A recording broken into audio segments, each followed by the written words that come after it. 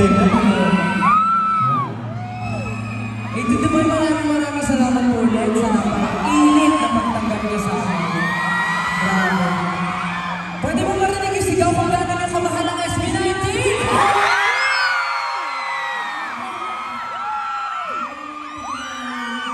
Actually, as far as I can remember,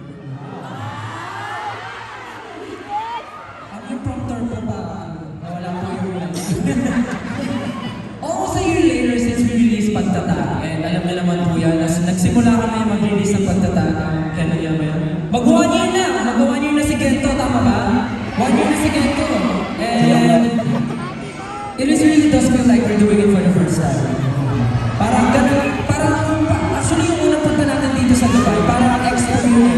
It was the expo, right? Yung expo, first time namin sa Dubai. And kung paano namin kayo nadamdalan, paano yung lang na pinakita niyo sa akin. Hanggang ngayon, gano'n na ganun pa rin, kaya maraming sa mga Dubai.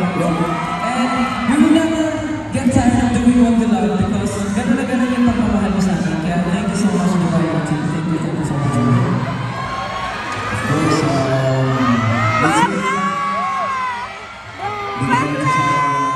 salamat sa inyo. You guys know how good we are, how thankful we are sa mga sa Dubai.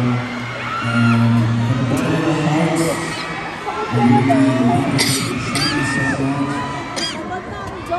Kaya maraming salamat and hindi kami magsasawa ulit-ulitin ito ang makita kayo.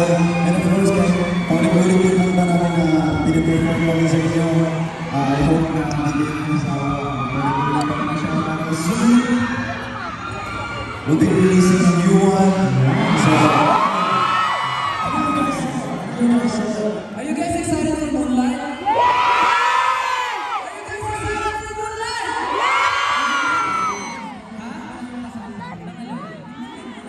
Pwede ba?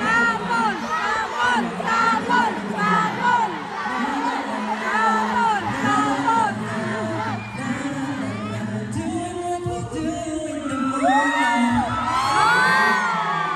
Alam niyo, guys, actually today, I'm really excited for Moonlight. Are you guys excited? Yeah! Are you guys excited? Yeah! Same, I am too. Well, actually, tonight wasn't just about us.